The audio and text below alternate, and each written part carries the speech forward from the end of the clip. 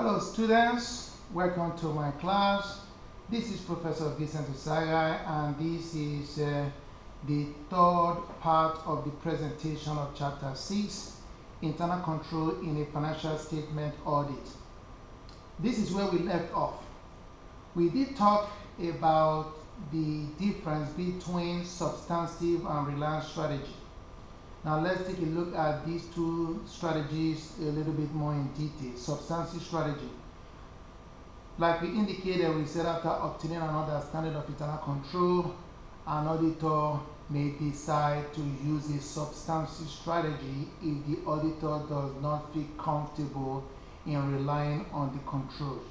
And here are some of the factors that might lead the auditor to come to such conclusions. Number one, the controls do not really pertain to management claims or assertion. So therefore, there is no point of testing the controls or relying on them, so we just put them aside and do substantive strategy. Another factor, controls are assessed as ineffective if your understanding of the controls leads you to believe that those controls are worthless. Then there is no point of relying on them. Therefore, you set control risk at maximum. Then number three, the third factor is testing the effectiveness of some control is inefficient. In other words, there are some situations, it's really not a matter of whether the controls are working or not. It is a matter of,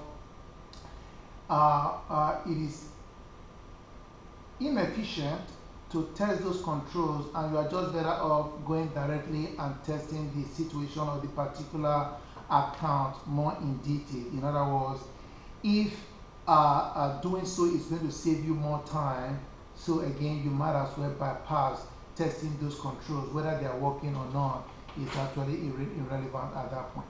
So let's take a look at the second strategy, which is reliance strategy. Here the auditor intends to rely on those controls after obtaining an understanding of the control. Therefore, the auditor has to set the control risk at less than maximum. Now, of course, here are some assertions about classes of transactions and events and related control procedures. So it is important for you to go through this. Here are some assertions, and here are some control activities relative to those assertions. Now, like we said, the auditor has to have an understanding of internal control in order for him to come to the conclusion as to whether to rely on those controls or not. Now, the knowledge is used to do various things. Number one, identify types of potential misstatement. So auditor's understanding is going to help him to identify which area are likely to be that are vulnerable for misstatement. For example, you are familiar with Groupon. Groupon is the online coupon company. Number of years ago, the financial statements of Groupon had to be restated or revised, even though they were already audited. Why? Because Groupon was the pioneer of that business model, and their revenue recognition was not very conventional or straightforward. And the auditors wind up missing the application of the appropriate accounting rules. So here is an example of information and documentation. You can go through this on your own.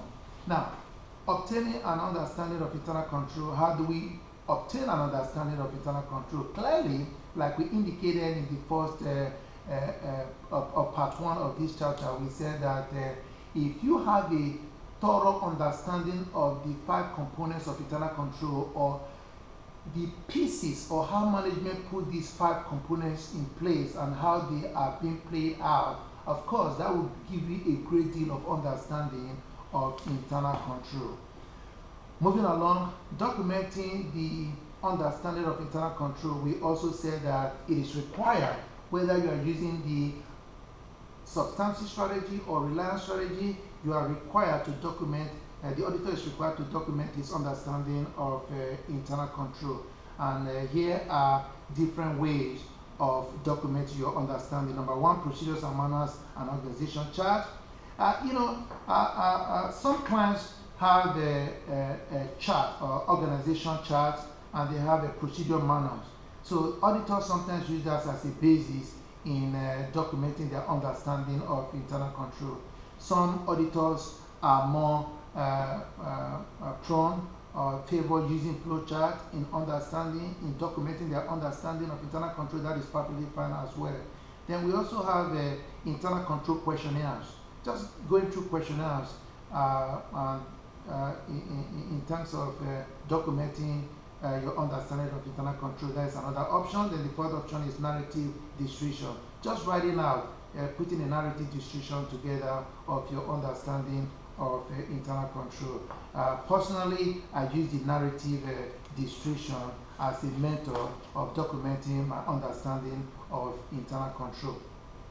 So let's take a look at the effect of entity size on internal control. What are we talking about here? You know, the size of your organization definitely has to have an impact on the type of internal control that you put in place. Clearly, your neighborhood corporation does not have the resources and the means to put in place the type of internal control IBM will put in place. And of course, it is not efficient for your neighborhood corporation to put that kind of internal control in place. So it becomes an issue of a cost benefit analysis. But you know, I deal with a lot of small businesses, and some of these businesses that generate $250,000 a year do not have the resources to hire multiple people in order to have segregation of duties. So for example, it is not unusual that we hire one individual that is primarily responsible for making the deposit, collecting money, so on and so forth. But there are a lot of measures that a small business owner can put in place to make sure that improper activities are not carried out in his company. And one of them primarily will be having the bank statement to be sent to the owner of the company at home, and you look at the council checks and all the activities before you give it to the bookkeeper to perform bank reconciliation. Moving along, let's take a look at the limitations of an entity's internal control. What are we talking about here? You know, it doesn't matter how well you put internal control in place. When people are desperate to get around it, they will. All right, so there are some limitations of internal control, and here are some of them. Management override of internal control. Sometimes management can use their power to force issues and tell junior staff to do what they're not supposed to do. Now, if the junior staff are scared of losing their job, they might comply and just move along or comply with the manager's instructions, even though they know that it is inconsistent with the internal control that is put in place. Another one is human errors or mistakes. People make mistakes. That is just natural. So that is a limitation of internal control. So no matter how well it was designed and implemented, the part of the matter is human errors or mistakes do happen. Then the third one is collusion. Yeah, you can hire 7 people and segregate functions that are compatible among them, so that no one person is in a position to do something funny. But guess what? You might be out of luck whereby the 7 of them are crooks and they work together, and there isn't that much the internal control can do in such circumstances. Here are some reasons cited for why fraud occurs. Moving along, assessing control risk.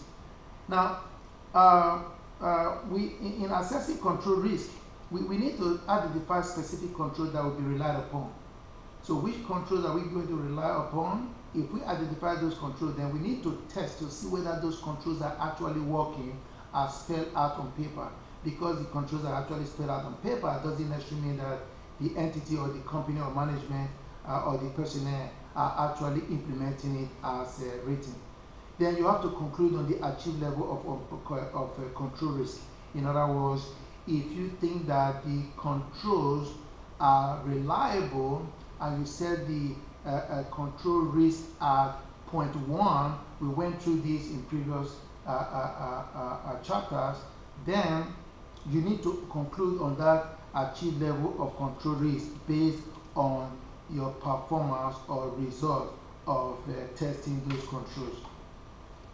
Now, performing test of controls, actually testing the controls to see whether they are working or not. How do we go about that?